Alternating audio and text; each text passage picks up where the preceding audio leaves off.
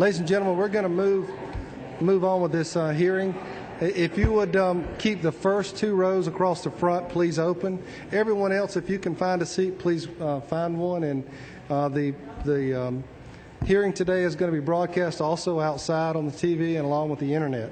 This is a very big deal, as most of you may know, especially our committee members, that the Tax Council recommended a sunset on probably one of the most popular tax credits in the history of the state. We're going to hear from some people today. We have an agenda in front of you, but I'm going to vary since I have somebody from my hometown that I want to hear from first. And Leopold Stratton, if you would come forward. Some of you might know about Leopold's ice cream. I'll give you a plug while we're at it.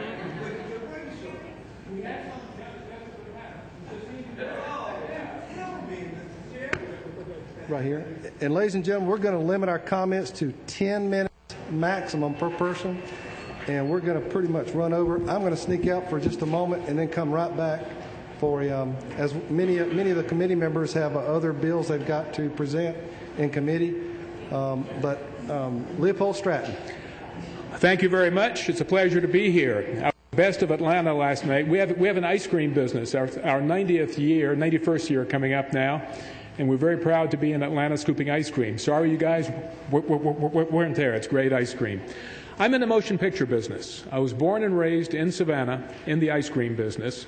I became involved in film some time ago, and I work out of Los Angeles, not in Savannah, although I'd love to, or Atlanta even. I grew up in Atlanta in the film business. I spent about 12 years here where I really learned about movies.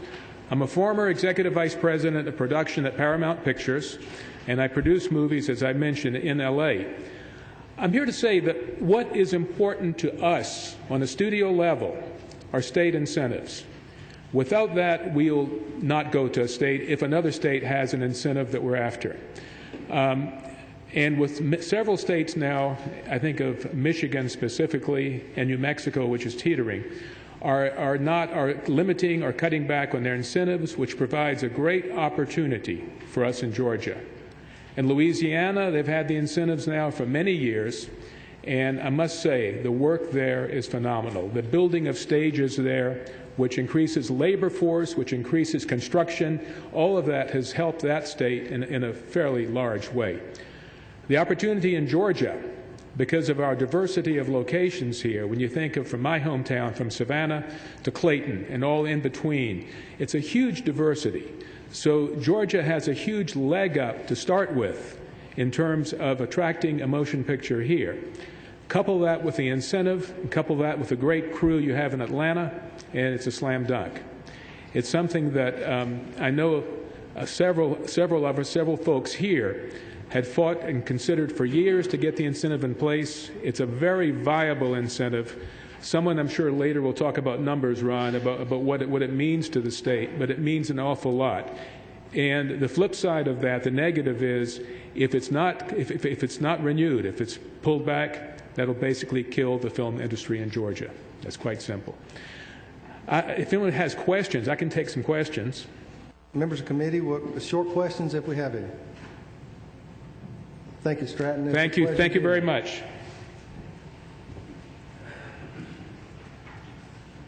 Warren Nemchik. There you go. Okay. Thank you, Mr. Chairman. Let's see if we can get these numbers up.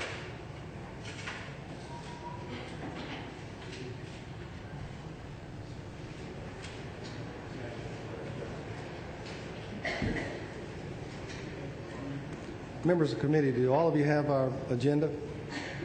Okay.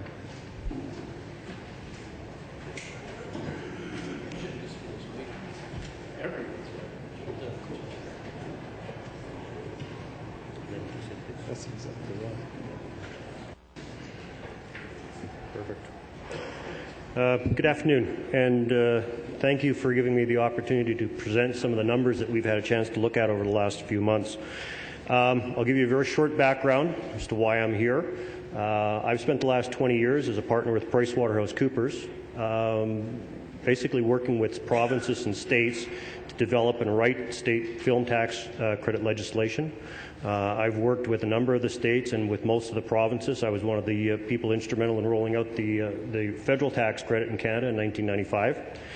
And I have a team of people that together we have done numerous reports for various provinces and states over the years. And so we were very pleased to help out with reviewing the impacts that come from a very successful program. And I mentioned over lunch that I gave the state a great deal of credit in that in the last 2.5 years, the state has developed over $1 billion worth of business, something that took the provinces of Ontario and British Columbia more than 10 years to achieve in a level of production after the incentives exist there.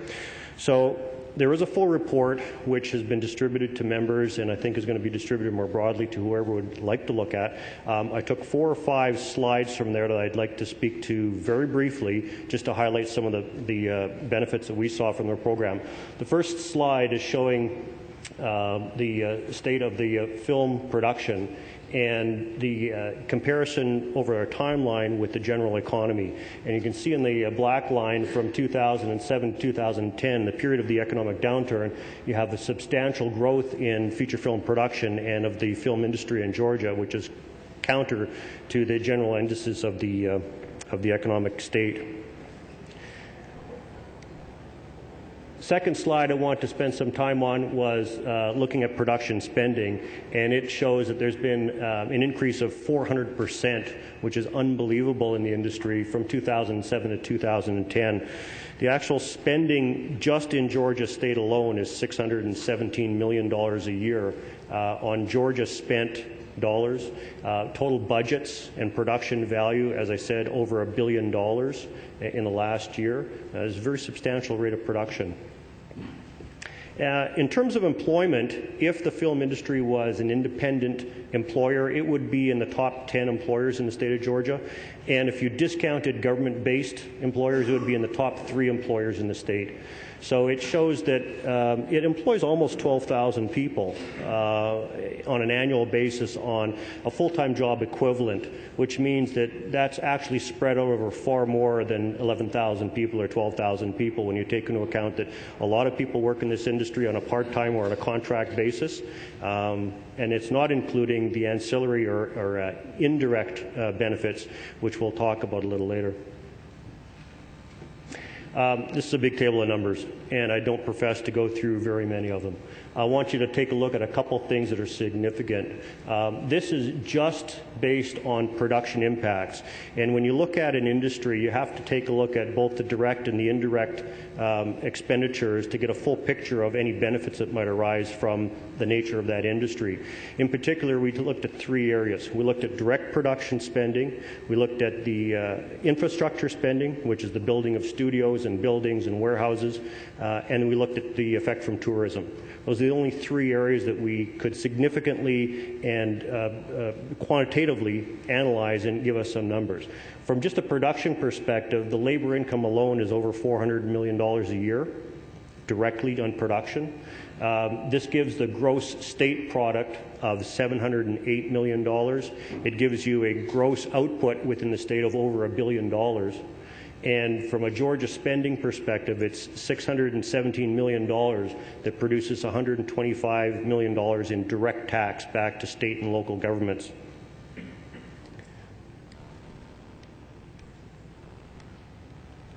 Sorry, my clicker skills aren't as good as they should be. This is the last slide that we had, and it's showing a comparison of the value of the tax credits that were claimed and paid after looking at discounts, but not accounting for the actual credits paid in a particular year to the total state and local taxes that are earned from the production in the state. So in 2010, production spending of $617 million in the state had a tax credit payable of $140 million and tax revenues in the form of state and local taxes of $148 million, which meant that you have, in fact, perpetual motion. You have an incentive that's achieving better than a break-even return when you combine state and local taxes, something that most provinces in Canada and most other states would kill for. We've been involved in studies in 3 other states in the last 6 months, and none of them even closely approach the numbers that Georgia has, largely to the credit of the infrastructure spending and the other large industry that surrounds the independent industry that's growing here.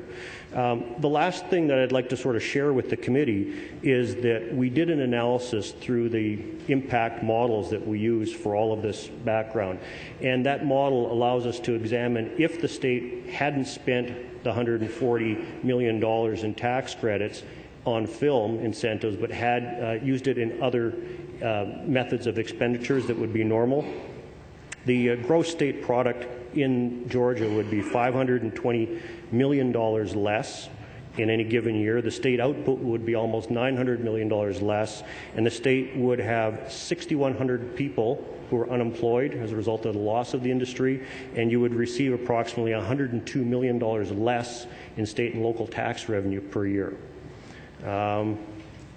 That's the summary of our report. I think you have a very successful program on behalf of Canada, which is where I'm from. If you choose to abandon this program, Canada will be very thankful because we'll pick up a lot of business.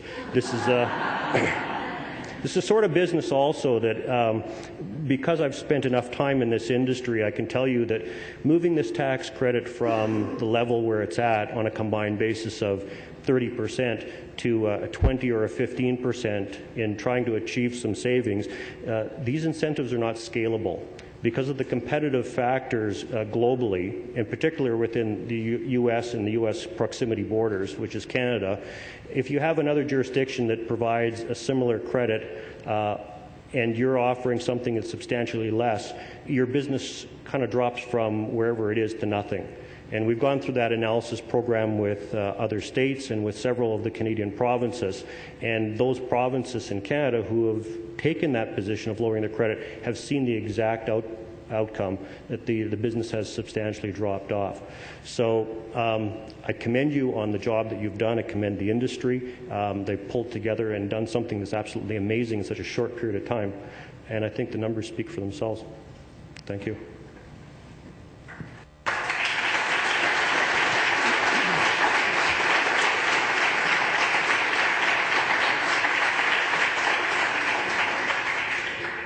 Thank you, Warren. $1 billion in a year.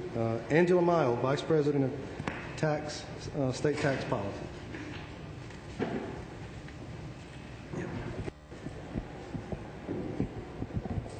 Should we turn this off, or? People can look at numbers, it's okay.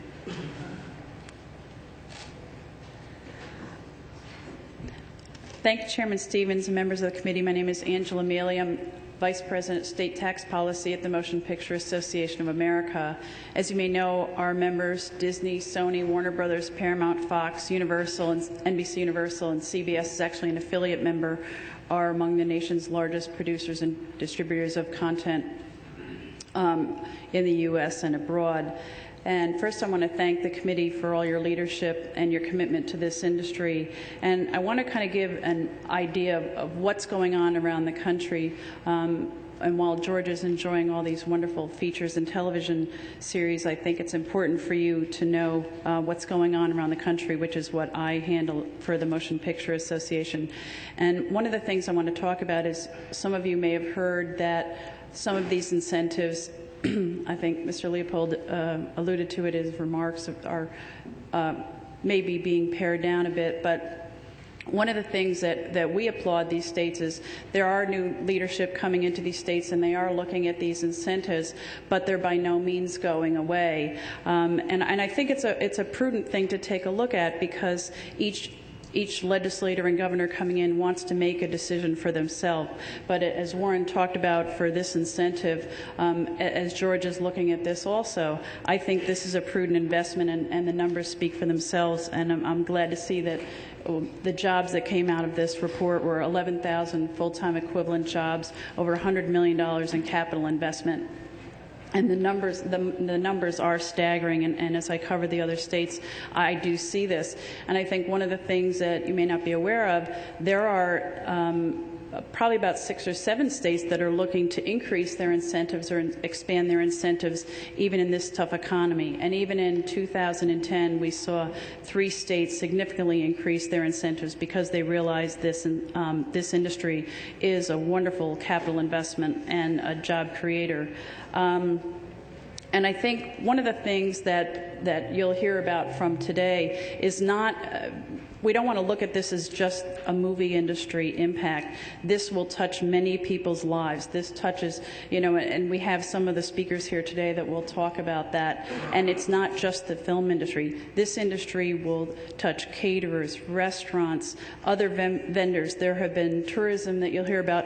There have been, I know in other states, there are entire businesses that are based on tourism where they have tours to go where these movie stars have been filmed, and it becomes a great economic stimulus.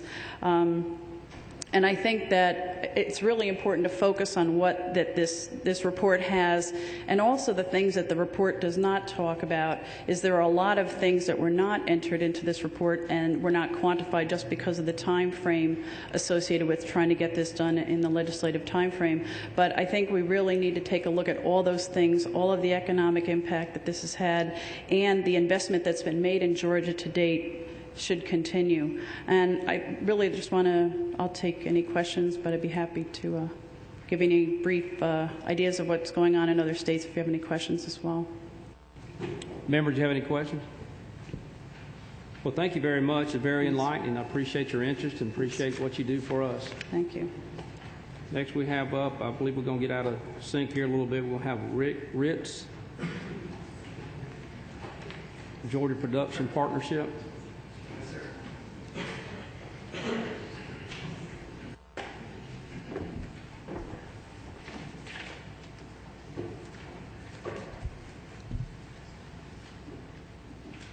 By the way, if I'd offended anybody, that was at the direction of the chairman.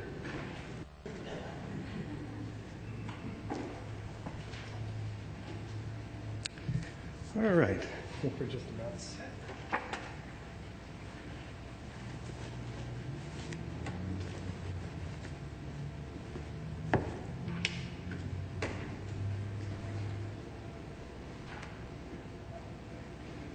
All righty. Good afternoon, Mr. Chairman, distinguished members of this committee, ladies and gentlemen. I thank you for this opportunity to speak today. Put me on the clock. My name is Rick Reitz. I'm the current member of the Georgia Film, Video, and Music Advisory Commission, past president and current board member for the Georgia Production Partnership, owner of 3 entertainment-related businesses, and I'm a Georgia resident. I am really excited to be standing before you today because a strategic business plan written by me and other industry colleagues for and about the Georgia entertainment industry in 2008 has turned out to be an accurate predictor of this industry's explosive growth. I don't know how many in this room know or even remember that there was a business plan, but it was accepted at the highest levels of the previous state administration and key legislative committees like this one, and it became the basis for the most important element of our current industry incentives, HB 1100. Now, the plan detailed and predicted the probable success of Georgia's film, television, commercial, music, and interactive entertainment segments were they to become competitive with regional, national, and even international media production centers. And it's worked to the tune of billions in direct spending in Georgia already in just over 2 years. Now, no doubt many in this room know the importance of the entertainment industry. And the Commission for New Georgia's 2004 Strategic Industries Report confirmed it. Media, inclusive of film, television, commercials, music, and interactive segments, was and is still considered one of the 6 important pillars or clusters upon which the next generation of Georgia business will be built. Media affects everyone, including those of you busy on your BlackBerries and iPhones even right now. Now, since this is the case, I'm left wondering why Georgia's foundation for the future is being eroded by a special tax council recommendation for sunset with kind of a left-handed chance for a future review. I can't speak for other economic incentives, of course, but a large part of the local media industry could not survive a sunset. If a future is clouded with uncertainty, it's no different than putting an out-of-business sign in any one of our Capitol windows. Clearly, the Special Tax Council has not had enough time to perform proper due diligence, understand context, or its residual effects. In fact, it actually contradicted itself. Reading from page 5 of the January 7 Council report, their mission was, in part, to determine recommendations that should lead to the betterment of Georgia with the goal of changing the philosophy of taxation, enhancing the perception of fairness for all. Ultimately, the results of these recommendations are to ensure Georgia as a pro-growth, job-friendly state in line with the 21st century economy. Well, the current recommendation for HB 1100 is neither pro-growth nor job-friendly, and I find enhancing the perception of fairness for all a very curious phrase. Reading further from page 18 of the same report, the Council stated that there may be reasons why it might be appropriate to provide tax credits or other economic financial incentives, such as the need to remain competitive with incentives offered by other states. Well, this, of course, is one of the reasons HB 1100 was even necessary. And that tax credits should be targeted to the appropriate objectives and evaluated as to whether they achieve their proposed objectives. As I've already indicated, HB 1100 is achieving its objectives and then some. Yet Chairman A.D. Frazier has publicly stated on behalf of the Council that all tax credits lose money, which you're discovering is false.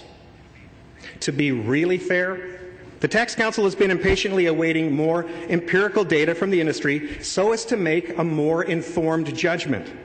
The reason research results have been delayed is because the industry has been busy collectively gathering not just a few bits, but thousands and thousands of bits of information, reconciling calendars, fiscal years, and frankly, that takes a lot of time.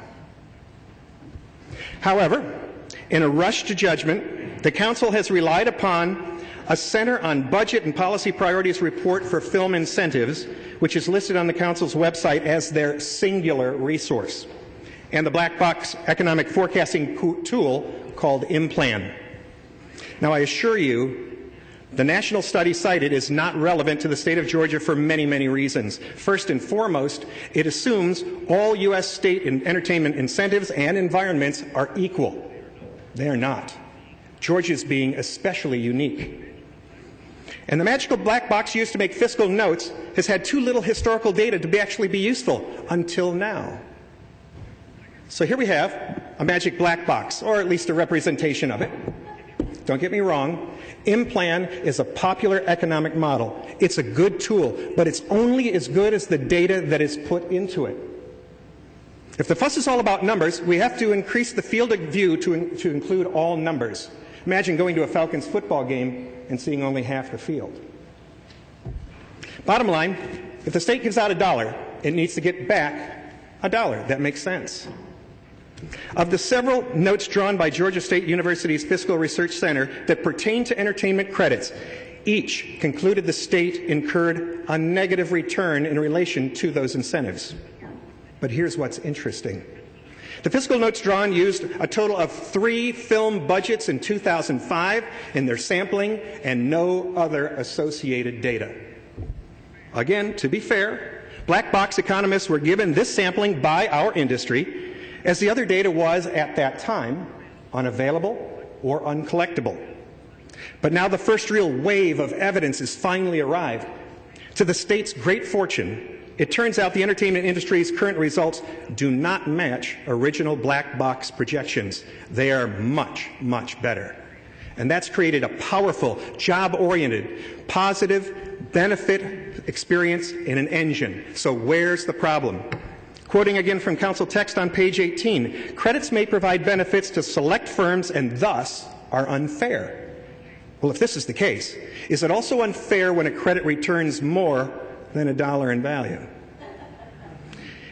Was it unfair when Georgia lured other big businesses like Kia, NCR, UPS, and Newell Rubbermaid with incentives? Have members of the Council always felt this way? Well, let's find out. Quoting from a helpful August 2, 2009 email from Georgia State economist and Council member Dr. David Soquist to Economic Development's Bill Thompson on the subject of entertainment credit ROI. Quoting, while tax revenue seems like an obvious benefit of incentives, it is not the only benefit. There are many investments that the state makes that generate no tax revenue, but that doesn't imply that the investment wasn't beneficial to the state. This also means that the credit program doesn't have to be fiscally positive to be of benefit to the state. Further, having a movie filmed in Georgia provides advertising for the state. You can determine dollar value by using the market price. Agreed. But when did that bus make a 180 turn? I'm not sure. Now, as you've heard, a tax revenue base created by an expanded base normally includes direct, indirect, and induced spending. However, additional non-incentivized infrastructure investment, entertainment, tourism, tangible and intangible promotional values also apply to HB 1100, which makes it decidedly different from any other Georgia tax incentive package. Now, other economists and colleagues have and will speak about most of these tax revenue dynamics, but I'd like to briefly discuss the value of taking the Georgia brand, that logo right there, worldwide on the back of the entertainment industry, which really tips the scale in favor of keeping entertainment incentives in place. You know, it ranks among America's top exports. It's entertainment. Only the World Cup and Olympics have a chance of capturing more global attention when it comes to sports and entertainment. Now, I know this committee, Council Chairman Frazier, and most Georgians know a thing or two about the tangible and intangible values of Olympic exposure. Now, time won't permit me to make a full promotional ROI presentation today, and it would take several media companies to track the life cycle of the hundreds of new Georgia productions released over the last 2 years. But I've done some preliminary sampling and tracked select television episodes from popular series shot here, like Drop Dead Diva, Paula's Home Cooking, and Tyler Perry's House of Pain. And I've discovered something interesting, that some return 50% or more of their investment exposure back to Georgia in their first year of distribution. Sorry, that was that one. While metrics are still being worked out for cinema, some movies return more than their total Georgia investment exposure in their first year of North American distribution. Movies like The Blind Side, Tyler Perry's Medea Goes to Jail, and Zombieland fall into this category. The Blind Side alone generated approximately 32 million potential impressions for Georgia in its initial 26-week run. And none of these samples include worldwide distribution in all media in perpetuity. Now, of course, not all movies or series deliver that kind of instant ROI, but when we overlap years of content life cycles, you've got hundreds of active life cycles moving at once, you can begin to understand the potential of HB 1100's promotional angle. To paraphrase Sheriff Brody from the movie Jaws, we're going to need a bigger box. Now, to sunset an incentive program like this actually shows, to me, a lack of vision. One doesn't have to throw away successful economic development programs to make room for others, especially when a dollar spent is bringing in more than a dollar in total value back. So once again, a dollar in, and if we can do more, guess what? We all win. Thank you, Mr. Chairman, for your time and support. We have enjoyed the support of this committee from day one, and I know you've been a great partner in this process, and I'd be happy to answer any questions that you have. Rick, first of all, I want to thank you very much, and why don't you tell us how you really feel? We do have a question from our Chairman Stevens, please. Sure, I heard you correctly, Rick. Did you say that the recommendation of the Tax Council to sunset was based on numbers from 2005? Yes, sir. They were originally initiated in the fall of 2004. Went into 2005. The industry presented 3 budgets at that time. It's all we have, and those numbers were never updated. No further data was collected, and then when it turned over again in 2007, a new fiscal note was generated using the exact same information. Well, we didn't introduce House Bill 1100 until 2008. Correct. Thank you. You're welcome. Any other questions? Any other questions from the committee? Rick, thank you very much. We appreciate you. Thank you very much for your time.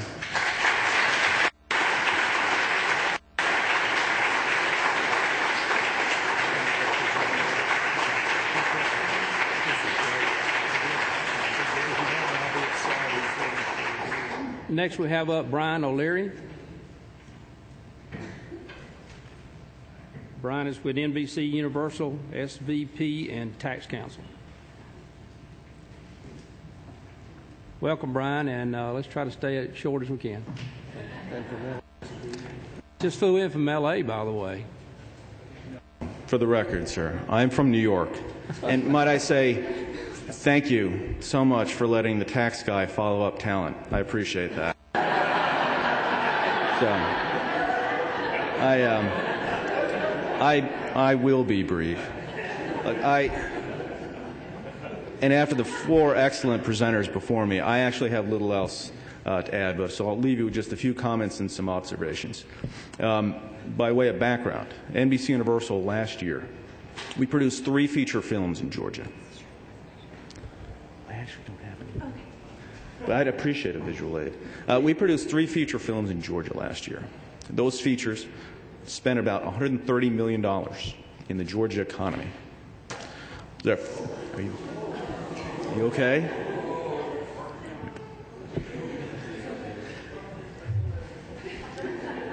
As a pause for dramatic effect.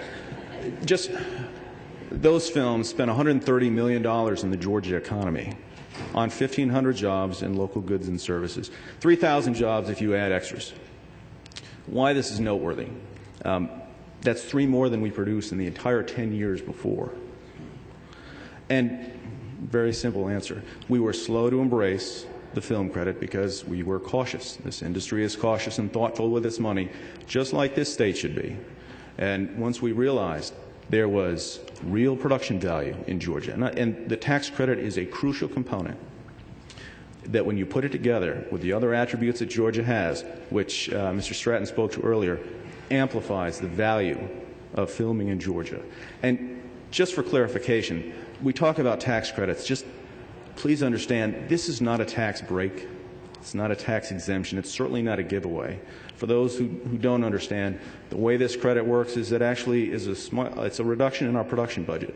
So by being in Georgia, we account for this. This industry accounts for these credits as a reduction in our production budget. And why? Well, the state can't control the cost of labor, can't control the cost of infrastructure or services. What they can control is the intersection between finances and the business community with tax credits. We take these credits, we monetize them, it makes it cheaper to be here, and that drives business to the state. And there's nothing more to say other than the numbers that Mr. Nimchuk spoke to. I mean, notice we are part of that. We are a contributor of the economic engine that has been part of this film credit success. So I, like some of the others here, was somewhat puzzled as an outside observer looking at the Tax Council recommendations. The predominant view outside of Georgia is this is one of the great economic development success stories of the last 10 years in this country. Just by way of example, the Millikan Institute, which is it's a not-for-profit think group based in California, did an analysis in 2010 that looked at the state of the film industry in California. And as part of their analysis, they pointed to Georgia as one of a handful of states that has actually created a thriving and successful film and television industry on the backs of film incentives. They've succeeded, where only a handful of others have. So it is somewhat of a surprise to those on the outside that there would be so much debate about what is objectively seen as a great success. Just a few things on the ROI. When you think about how this state improves its return, continues to generate tax revenues and jobs in excess of its initial outlay, it's the things that Mr. Nimchuk referred to. It's driving infrastructure spending. It's driving businesses from outside the state to relocate to Georgia. It's driving businesses in Georgia to expand their investment. What has happened? Because of the debate that's currently underway, as it carries on to the succeeding months, it is going to create a chill on this industry. And my business is just one example.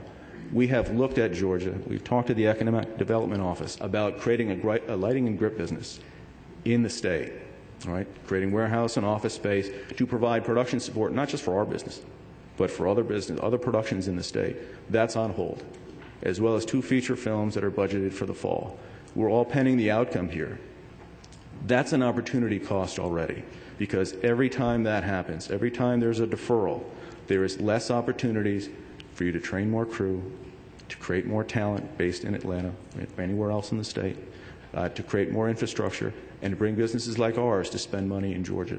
So that is the shame of it. And I can't quite quote chapter and verse from the Tax Council's report, but I was a little surprised that one of the principal statements made at the outset of the report was the recognition that there has been an erosion of the average wage in this state over the last 10 years.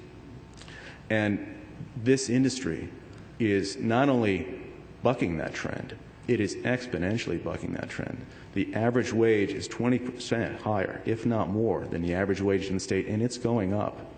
And if you look at the first tenet in the Tax Council's report, they talk about having a tax code that encourages business to relocate, encourages business to expand, creates jobs.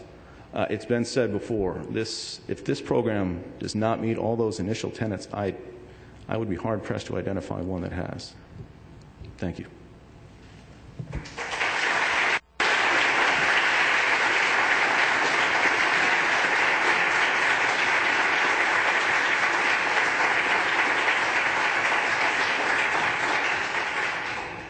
Thank you, Brian, and we appreciate you flying into Georgia and spending some money here with us. It helps our economy. We have Steve Minich, is that correct? Mensch, yes, sir. Okay. Thank you for coming today. Director of Strategy and Production and Partnerships and Studios. Thank you. Good afternoon. I'm Stephen Mensch, and I'm here on behalf of Turner Broadcasting, and in particular, Turner Studios. I'm the Director of Studio Operations and have recently added the responsibility of managing our strategic production partnerships. This is a direct result of the increase in production business coming to Georgia. Over the next few minutes, I will address the history of Georgia's production industry in general and Turner specifically in my comments. I've been involved in the production industry in Georgia for over 20 years. It started in the hotel business after reading an article in the AJC, much like the ones today, about the influx of production into Georgia. I found the production business to be a niche market that was incredibly valuable as it would fill low occupancy nights for weeks at a time. For perspective, this was back when my cousin Vinny and Free Jack was shooting here in Georgia. From a relationship I made at the hotel, I was asked to run Feature Systems, a film equipment rental company that was expanding from New York to Georgia. The owner considered several other states, but chose ours. He did this not only because there was so much production taking place here, but because of the other infrastructure that was here and coming on board, just like today. The expression Hollywood East is not new. It was used almost 2 decades ago when businesses was as strong as it was just a few months ago. I say a few months ago because the impact is already being felt as a result of the Commission's recommendation to sunset the credit. In short, my phone has all but stopped ringing. In the mid-90s, it was as if a light switch for production was turned from on to off. Productions coming to Georgia effectively ceased. I struggled to make payroll and keep my staff employed, and the only reason I was able to do so was because my company was mobile and we drove equipment all over the country and shipped it internationally. Unfortunately, the company eventually was forced to close its Georgia operation. In 1995, I founded the Georgia Production Partnership to try to understand why Georgia had lost the business and what could be done. The reasons were complex, but also very simple. The nation and the world realized the long-term economic impact of production dollars. The competing states and nations created production environments and incentives that Georgia simply could not compete with. HB 1100 put Georgia back in front. With the recommendation to abolish the incentive, the same production light switch is well on its way to be turned off again. I've had the privilege of being associated with Turner Broadcasting for more than 15 years and formally joined the company 7 years ago.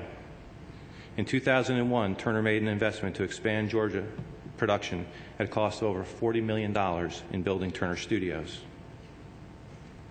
Since then, on average, Turner Studios has made capital investments between $10 and $20 million every single year. Turner Studios employs 400 full-time individuals and 250 freelance personnel here in Georgia with an average payroll of over $52 million a year. We generate 350,000 hours of content with a market value of over $100 million every year. To put it in perspective, if you started today, it would take you 40 years to watch everything we make in 1 year. I love working and living in Georgia, but what I fear is much of this content could be produced in another state or country.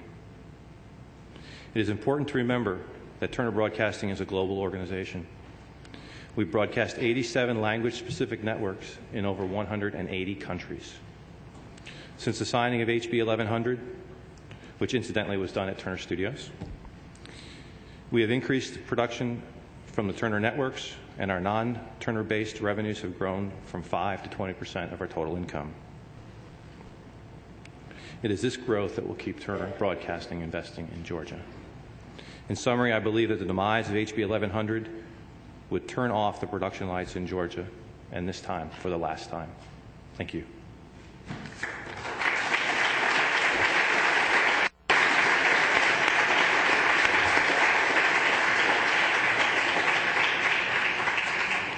Thank you very much. We appreciate you. Next we have up, I believe, is EUE Screen.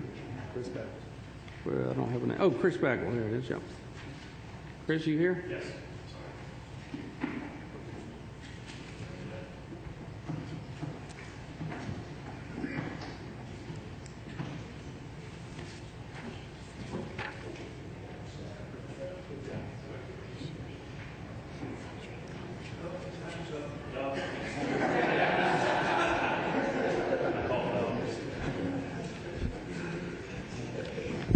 Raise this a little bit.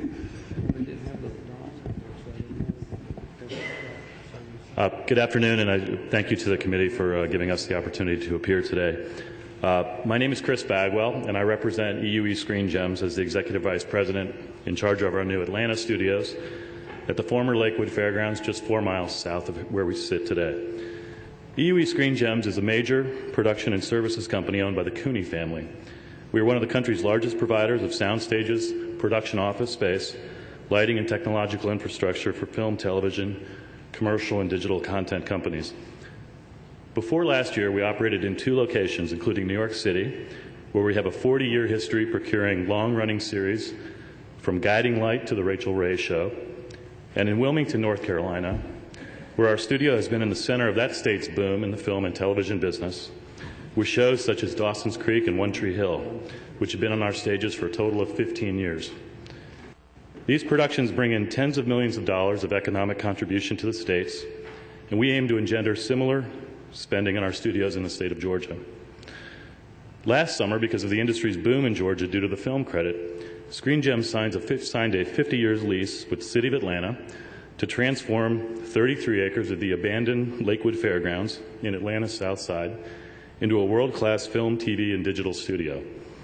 Those of you who were at the antiques market may have been to the fairgrounds before, and it was a studio in the former days, and Ed Spivey, who's here today in the audience, was responsible for that and for a lot of the heritage here at Lakewood in Georgia. At Lakewood, we're making one of the largest single film and television infrastructure investments in Georgia's history. We're currently renovating the 4 existing 1920s-era historic buildings, and I'm proud to say a month from today, we will unveil our 37,000 square foot Stage 5 that will enable the production of large feature films, including 3D movies such as Avatar. This new stage and its twin at our studios in Wilmington, North Carolina, will be the largest 2 stages outside of California. We have already invested $7.5 million in infrastructure at Lakewood, and that amount's likely to grow significantly over the next 12 to 18 months, given the demand that we're already seeing. This month, we'll begin marketing our studios, our Georgia facilities, in order to bring to this state the kind of revenues that we've generated in New York and North Carolina. In short, we're just getting started. Recently, on an average day at our lot, approximately 120 people worked on just one production on one of our stages. And most importantly, 70% of them were Georgians. 70%. Once we have half a dozen sound stages up and running, we could easily have close to 1,000 people working on our lot in any given day. In fact, I spoke with a network producer yesterday afternoon lamenting the fact that there are so many shows in Georgia right now that even though he wants to be here, he's struggling to find a crew that's not booked. Think about that. In this historic economic downturn, ours is an industry so robust that the demand for labor exceeds the supply in certain sectors. What other industry can say that right now? There are more jobs than there are qualified employees available. If the film credit goes away, and even if its sunset is put at 3 years, that demand would sunset long before the credit itself. As you know well, business needs certainty, and in a field like ours, where a simple green wall can be made to look like the planet Pandora, Vancouver and Louisiana can easily be made to look like Georgia if the ground rules here also turn out to be an illusion. All of this is happening for us because of the Cooney family's vision and commitment to the business in Georgia. But a couple of things are important to note about infrastructure companies like Screen Gems, Cinelise, Panavision, and Pascal. First, we don't get the credit. We don't get the film credit. Our clients do. We're not a recipient of any tax credit from the state. And second, while we all came to Georgia recently, we came because the clients were already here. Simply put, the film credit is crucial for our business's survival. And while producers and directors might love Georgia personally, the studio's heads of tax in California tell them right up front what states they can shoot in. And in any scenario where Georgia is dropped from that list, you will see an unprecedented shrinkage of a booming industry and the infrastructure like ours that goes with it. We want to stay on those lists, continue to grow our businesses, our employee bases, and our contributions to this state. And as a Georgia native, I'm proud to say that EUE Screen Gems is helping Georgia cement its position as one of the premier content creation and production centers in the world, as you've heard. At a time when everyone's trying to figure out how to create jobs, we're an industry that's rapidly creating them, thanks to a credit that also makes the state money. Let's work together to keep the jobs here, both in the movies and in reality. Thank you.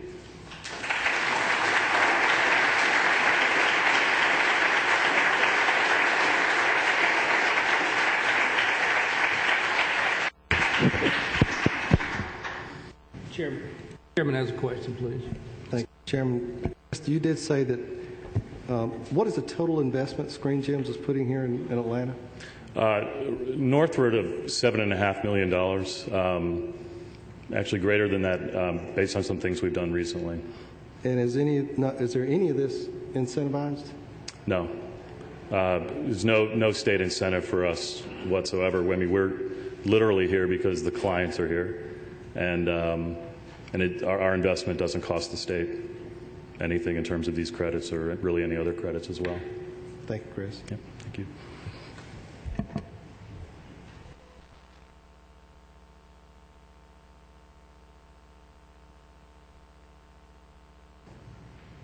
I made a mistake and I skipped over the Newton County Chamber of Commerce President, Hunter Hall.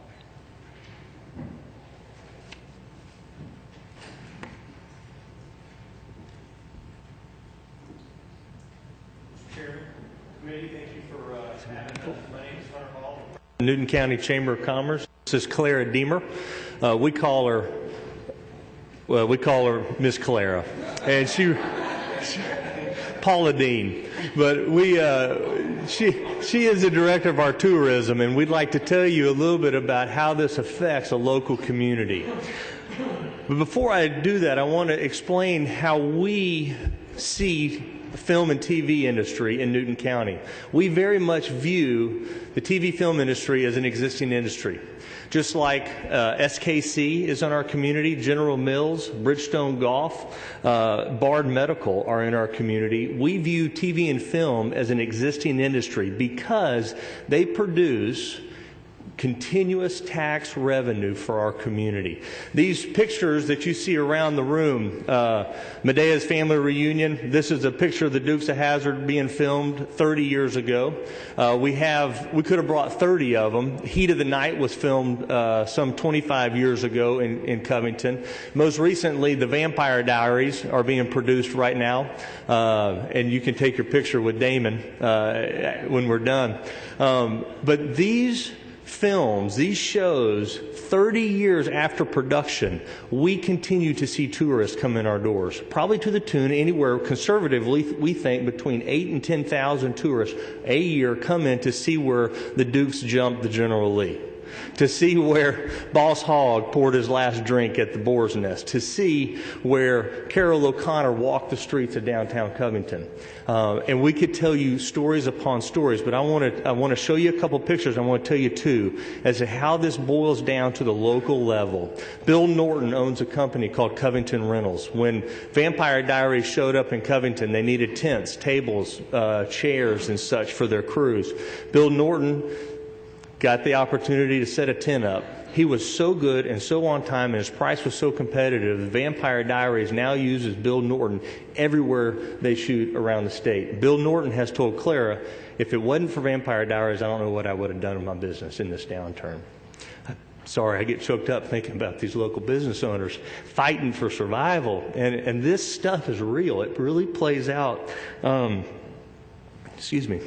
Peter Curtis runs the Hampton Inn in our community. He already has 270 nights booked because of a Disney film that's coming to film. Peter Curtis and Bill Norton, if they could be here tonight, this afternoon they would say, please keep this incentive in place. It means the world. Now, those are just hard numbers. Those are just we want to show you some faces and some people that. And we could pull hundreds of stories like this. Well, I'm not going to mess it up. This is Emily Ryan. I'm going to let Clara tell you about Miss Emily Ryan. Yes. Emily and her dad came to Covington back in August. They're from Boston. Emily's dad, this was a father-daughter trip, so Emily's dad asked her, we'll go anywhere in the United States. Where do you want to go, Emily? Covington, Georgia. I love Vampire Diaries. Emily came. They spent a week in Covington, staying in our hotels, shopping in our shops, eating in our restaurants. They get back home. I get this call left on my voicemail because I wasn't there. Emily's dad said, I want you to know this was the best week of my life with my daughter. These are real stories. These are tourists. They're spending money in our community. This is Al, Mary, Shelby, Jamie, and Angie. Al is the off-duty police officer who's receiving an income outside the normal 9 to 5 or his police hours doing off-duty security here. Mary, Shelby, and Jamie are from New Hampshire. This is their third visit to Newton County. They stay with Mr. Peter Curtis. They eat at RL's on the square. They bring the girls down. And this was the first time, this is the third visit, it's the first time they've been able to see them film. The stars of the show came out. They hugged and kissed the girls. It's just one of these things. It is phenomenal. And then the lady on the end is Angie. She's from California. She's a location scout for Vampire Diaries. She lives in our community. She has relocated. She owns a loft on the square. She engages with our community. She's at the chamber all the time. She's an active participant in our community. And she bought a car from Covington Ford. So, anyway, but this is how this stuff plays out. When you make decisions at this level, this is how this stuff boils down to the local community. It's huge. Now, this is a great story. The young lady you see second to your left, her name's Jessica Lowry. Jessica is a Newton County resident. She lost her job. In her downturn, she decided, as a Vampire Diary fan, she would start a company. And it's called Mystic Falls Tour. Mystic Falls is the town where Vampire Diaries is filmed, Covington.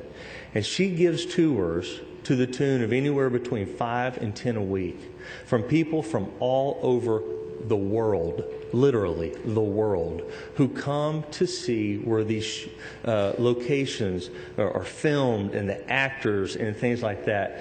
She's a Newton County resident. She's a Georgia taxpayer, and she has pulled herself up by her bootstraps, and we are so proud of her for what she does. Now, these are two tours. These three ladies on the right came in. The two girls around her come in. They come to the visitor center.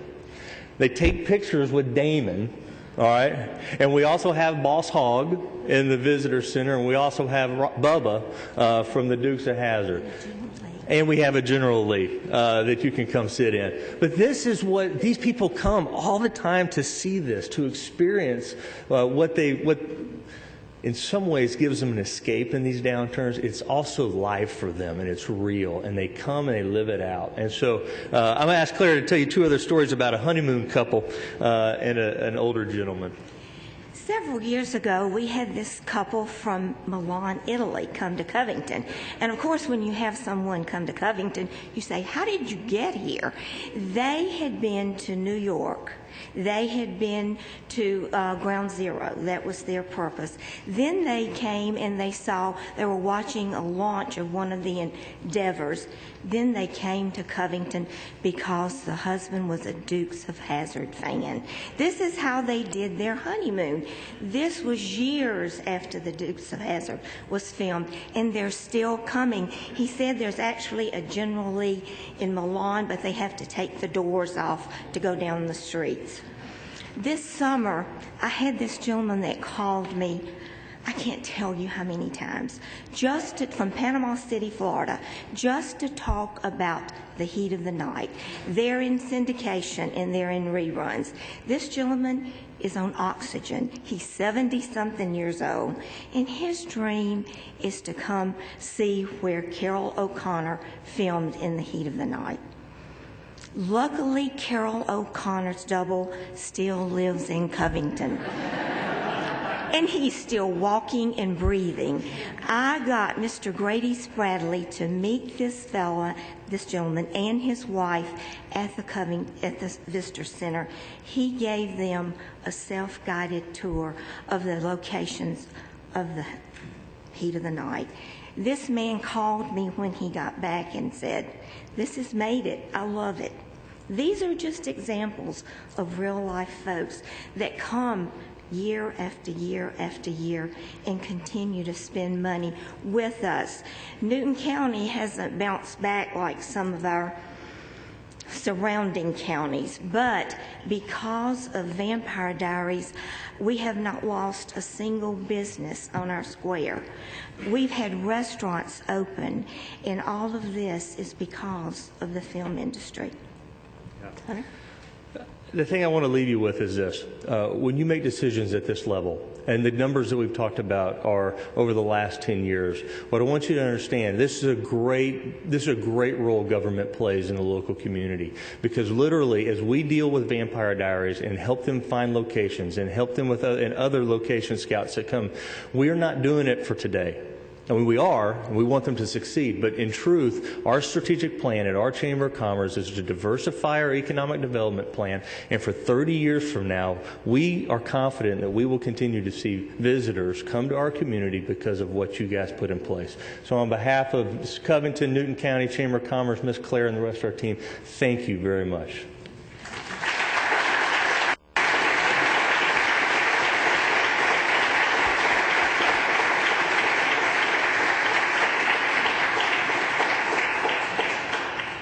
Hunter and Ms. Claire, thank you for your passion.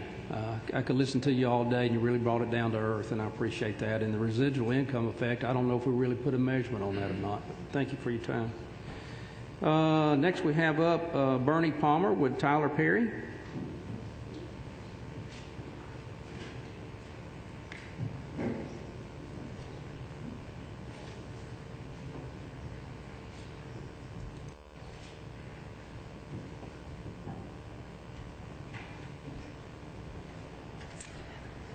No, I don't have one.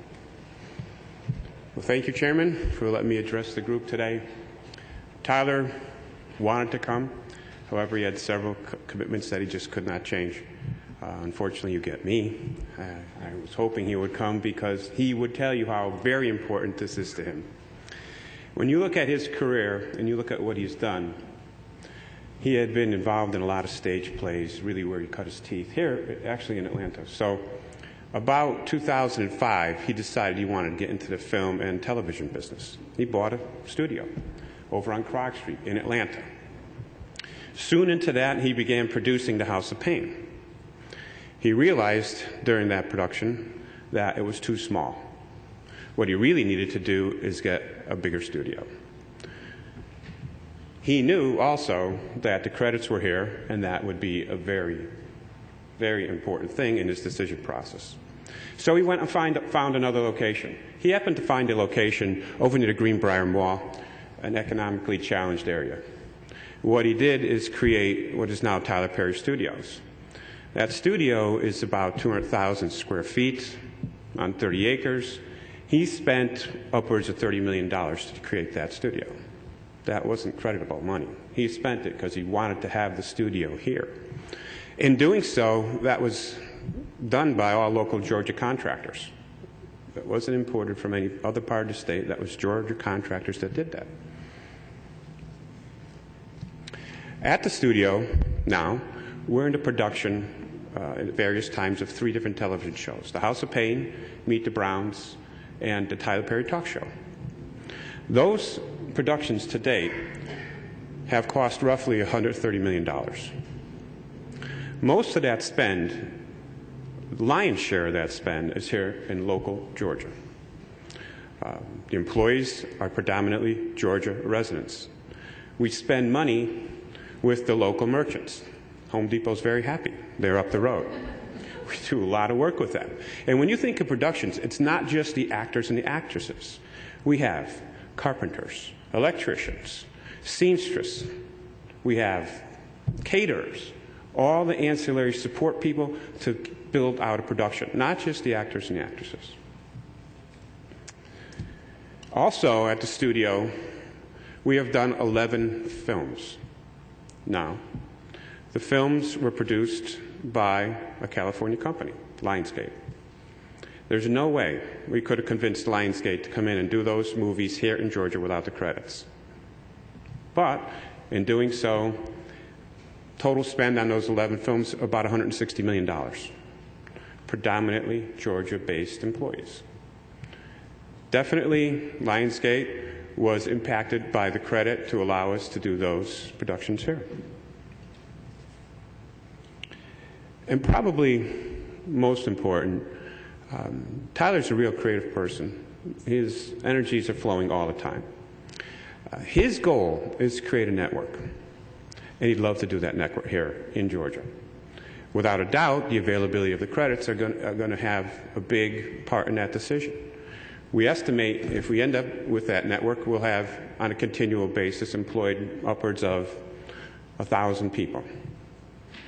As it is, when we're in production on the television shows and or movies, each of those productions employ anywhere between 150 to 250 people at that time. So think in terms of a network that should easily have 5 to 6 television shows going on at a given time, 3 to 4 movies being produced on a given time, with an embedded employee base of 1,000 people. It could be a significant thing. We've been very grateful for these credits. Clearly, it's allowed us to grow, without a doubt. And we just hope they stay in place. Thank you.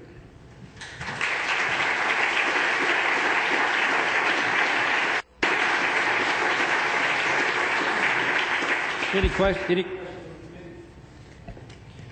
I want to say thank you very much, and I'd like for you to tell Tyler how proud we are of him and his organization, his production studio, and what it means to Georgia. And we'd love to have him anytime, and thank you for your participation today.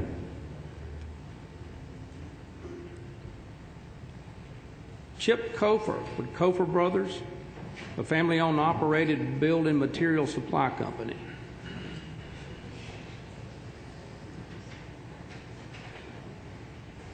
Chip, thank you for coming.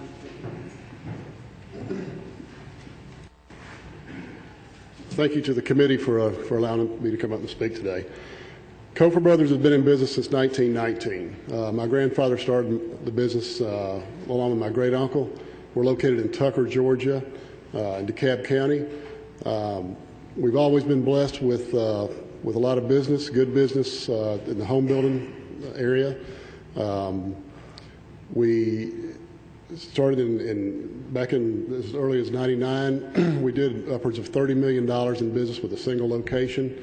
So we've always been blessed with good business. The housing market, as everybody knows what's happened in the last few years, We started feeling it in August of '07. I can remember that pretty clearly. '08 was a bad year. '09 was a terrible year. I'm proud to say that throughout our term of being in business, we've never had a layoff of any employees. So, falling on my shoulders now, that was a tough pill to swallow.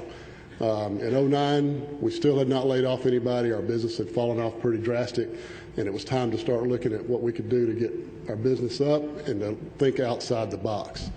We had heard about the film industry coming into this area. We figured out that there was ways to go out and get that business by offering service, by offering competitive pricing, by offering to do whatever it took to get the business. And it's paid off for us. In 2010, we did about $800,000 in business with the film industry. We jumped through a lot of hoops, but that's what we like doing, and this has been a great thing for our business. It was a little over 10% of our business. So far already in 2011, it's been about 12% of our business. So it's a growing thing for us, and I attribute it to us to not having to lay off anybody, to basically being able to pick up this business and run with it. So I'd hate to see this business go away. It would be a severe blow to us, and it's definitely been something good for us, and it's been a great learning experience for us from within our company. Preparing for the economy to turn around, preparing for things to get better. We know that we're going to have to learn to do more business with fewer people. We have lost some people through normal attrition through this time, but we've not replaced them, so we're down to 48 people right now. And so it's taught us how to work together better. It's taught us how, at Kofor Brothers, we're back open on Saturdays again. We're doing things that it takes to generate revenue back into the company and get us back going strong. So hopefully we'll get 20% more in an increase in business in 2011, and with 20% more, if it keeps going and the film industry keeps going and it's good to us, it'll be a great thing for us in the future. Chip, thank you very much. I have one question for you. Thank you.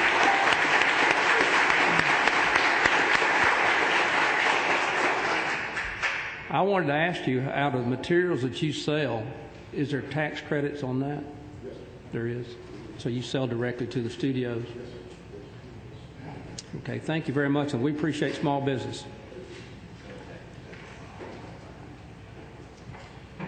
John Rowlett with, say it again? Rowlett. I apologize for that, John. How about I just call you John? Thank you for coming.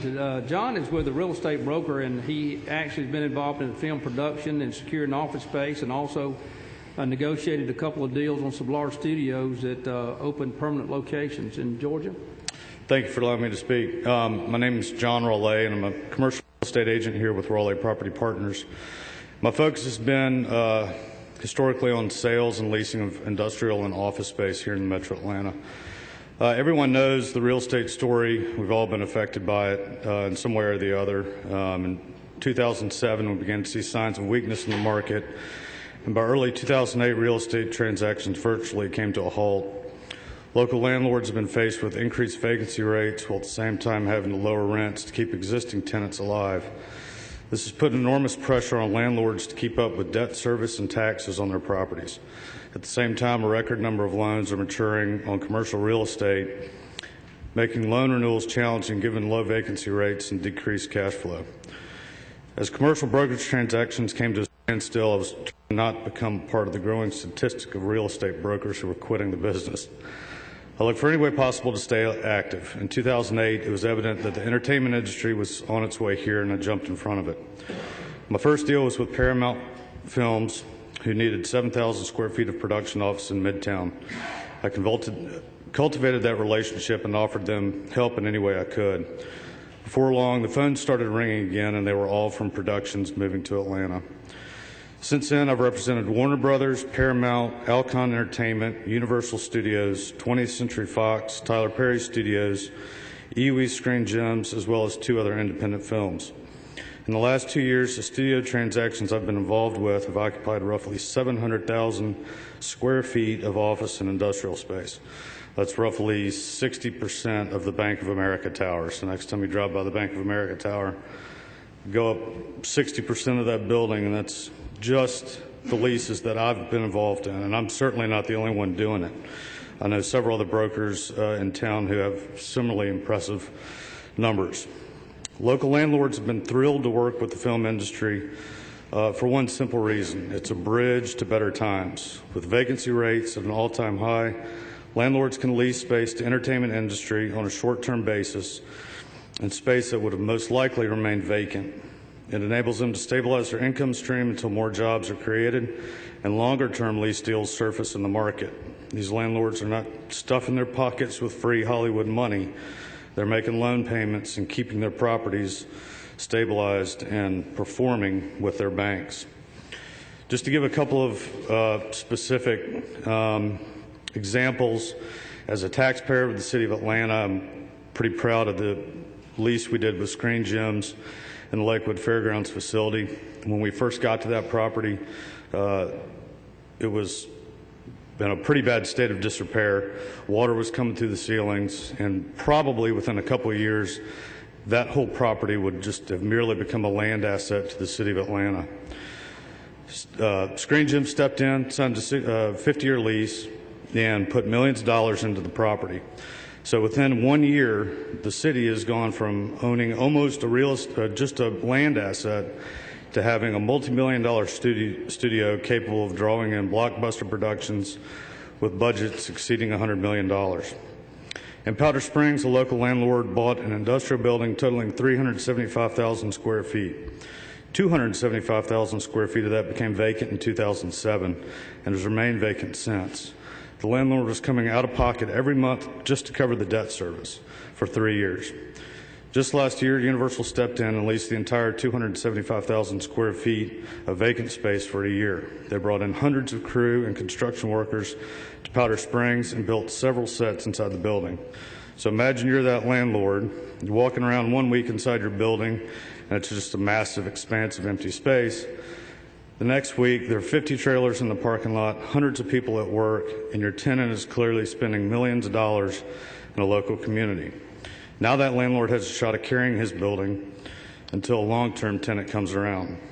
They're also leasing a large amount of production office space. In one case, one landlord with a 53,000 square foot office building was faced with 50% vacancy.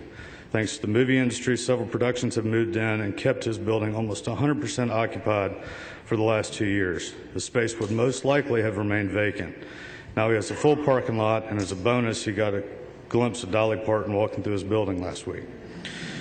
These are just a few stories behind some of my lease transactions, but there are many more. Every deal that I've done in and around Atlanta has been typically in buildings with large vacancy rates, and the entertainment industry has helped tremendously to offset some of the losses that local landlords are carrying.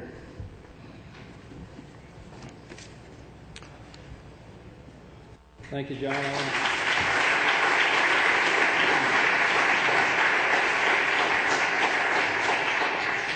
Say how much I appreciate the fact that it seems to me, based on what we've heard, particularly from people like you, that we don't have to go into downtown Atlanta. You're utilizing some of this space where there's a real need for jobs and to bring some of these buildings back up and make them usable. And I'm sure that people who own those buildings really appreciate what you do for them. Thank you for coming today. Sorry about that. And next we have up Steve Spalding with Cinelease, Inc. Steve is in the business of lighting and grip equipment. Yes, sir. You can tell us what grip equipment is. Well, I'm Steve Spalding, and I'm really grateful to be here today. I feel like I'm in great company. You know, I run and manage a small business, and when I say small, I mean small. Last night at 9 o'clock at night, I was unloading trucks, and here I am today. You know, God bless America. You know, I keep a small crew going, and we couldn't be here without these gentlemen that are here today. What we do is, you've been showing slides up here, and every time you see that equipment, that's like a commercial for us. where the rubber meets the road. But we can't be here if production's not here. We moved in to Georgia in February of '09. We took a 5,000 square foot little space. We started going with just a couple of guys. We were just going to travel in, travel out, because we didn't know how this incentive was going to work. Since then, in 4 months, we went to a 10,000 square foot building, moved a couple employees down here, hired a couple local guys, and now we're in the process of getting ready to sign on a 25,000 square foot building. That building's been empty for 12 months. Hearing that this incentive may or may not stay, or that we're even here talking about it, is really scary. We're in the process, we're in East Point right now, and we've been interviewing for about 3 weeks, getting ready to hire some people. Part of the reason that I'm there unloading trucks at 9 o'clock at night is because I'm understaffed big time. That being said, it's scary. You don't want to hire somebody and then let them go. You don't know where you stand. So, that being said, this incentive, we are a non-incentivized infrastructure investment company. In other words, we don't get any direct money back. We support the people that are getting this incentive. So our business is centered around that. And it's been my experience, if that incentive drops off, I've been doing this all my life. If that incentive drops off or it's